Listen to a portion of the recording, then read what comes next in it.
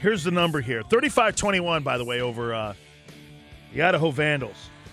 39 rushing attempts, 22 passes. The OC of the Aztecs, Bob Toledo. Let's see if he's chuckling. How we doing, Dan? Good. Yeah. Hey, we're a passing team now. Oh, my God. Oh, my God. I saw that yesterday, Coach, and I said, I wonder, at 22 passing attempts, 39 rushing attempts, you got to have a bit in your mouth when you're standing on the sidelines, I think, sometimes, no? Oh, yeah, trust me. You know, the hard thing is, we only had the ball 61 times. We had it 10 possessions. You know, we just didn't get it back fast enough.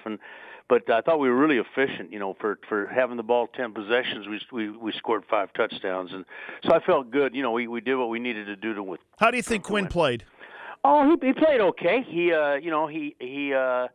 didn't get pressured a lot, but unfortunately he had 4 sacks. But didn't get really pressured a lot when he got a chance to throw the ball. And I thought his percentage was pretty good. He threw 3 touchdown passes, and he got us into the right plays run-wise. He did the right thing protection-wise. So he did okay. He did what he did for his ability. Judge and Ruffin looked like they had good games. And Coach, sometimes to me, tell me if I'm wrong with this, they round the routes off a little bit. Do they run good and precise routes for you? You're asking me a loaded question, man. My guys will get upset. But, you know, we got to get better at that. Obviously, we keep working at it, and that's one of the things that's been disturbing me is we're not running routes exactly like they're supposed to be run. We're not exactly where we're supposed to be, and that sometimes throws off the quarterback. You know, the quarterback looks bad, and it's not always his fault. And so, we got to get better at doing that, and we got to run faster. We got to just do things better. Coach, you're starting to figure me out there, okay, on the loaded questions there. Because I see the kid and I see your quarterbacks on how they're trying to find the guys. They're trying to find the rhythm, and I think that's what you look for is the rhythm. And like you say, when you have guys that aren't running those precise routes, and I remember when I got into the NFL, you know, it wasn't just about athleticism. It was about running precise, perfect routes because that's going to help the entire offense have that rhythm. There's no question, and that's one of the things that's kind of been disturbing for me. And I've been passing it off to inexperience because really Azell Ruffin was the only guy coming in that's had a lot of experience. Judge had a little bit, but the other guys are all young guys. And even Judge, who's played a little bit last year, he's made some mistakes in route running. I've been pretty upset with the guys, to be honest with you. And getting Azell back helps, but he's not in playing shape. He got hurt at 209 pounds, and now he's 217. So he's carrying a little bit too much weight, needs to get in a little better shape. Yet when he was out there, they were double covering him, which opened up other receivers. And then when he did catch the ball, he caught 4 for 86 yards and scored 2 touchdowns. So he gave us an opportunity to make some big plays. Coach, you got to be pretty happy. We talked all the way going back to camp about your O-line. Your O-line looks outstanding. I mean, especially in the run game.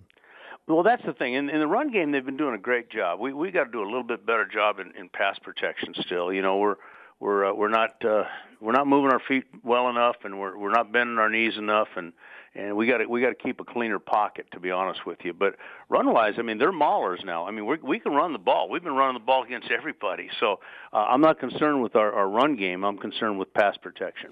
Coach, do you think it's tougher to pass probe than it is to run block? No question. That's why offensive linemen all say, run the ball. So matter of fact, we were walking down the tunnel going into the stadium, and one of those village idiots yelled at me too, Toledo, run the ball. So what the hell do you think I've been doing, God. But yeah, it is. It's a lot tougher, as you well know, Dan, to pass block than it is to run block. Well, you got Boise State, which has traditionally been a damn good program. I'd say over even, Coach, the last 10, 15 years, they really look like they've had a really good run here over the last couple of years.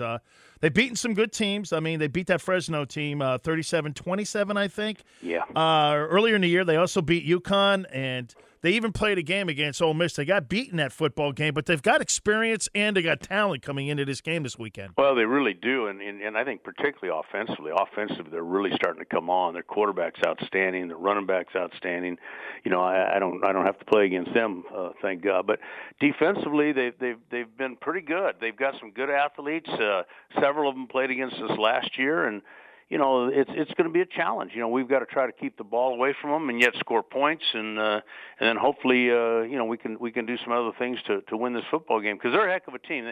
They lost to Air Force, and Air Force is really good. And then, like you said, they lost to Ole Miss, but they've got a heck of a record going, and we got to see if we can knock them out. Yeah, they've won 4 in a row, and they also got a win over BYU. That anytime you play a team like BYU, they're always a pretty good football team. So, Coach, again, what do they have on defense? I know about all their offense, and are they a good defensive group? Yeah, they are. They've got 2 DBs who played against us last year, Dante Dayton and Jeremy Ione, and between the two of them, they've got 9 interceptions already this year. So they're pretty good, and they got a kid named Tanner Vallejo at linebacker who's made a lot of plays, played against us last year as well.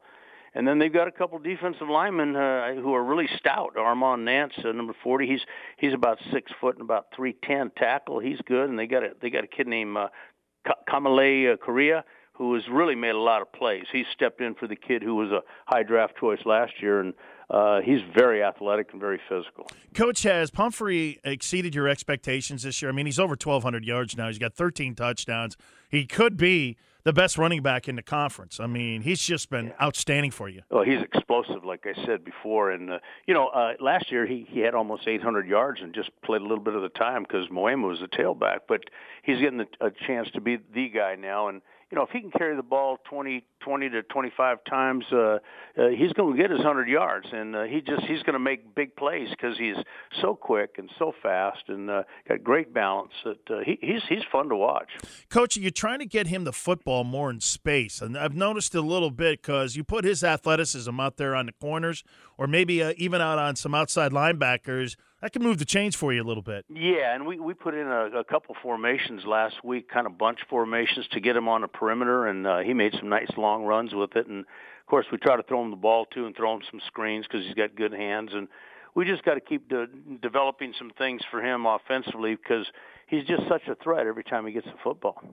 That'll be 7:15, I believe, on Saturday. ESPNU versus Boise State. The Aztecs will be taking them on. The OC of the Aztecs, Bob Toledo. Coach, thanks so much, as always. A great time. My pleasure, Dan. Talk to you next week.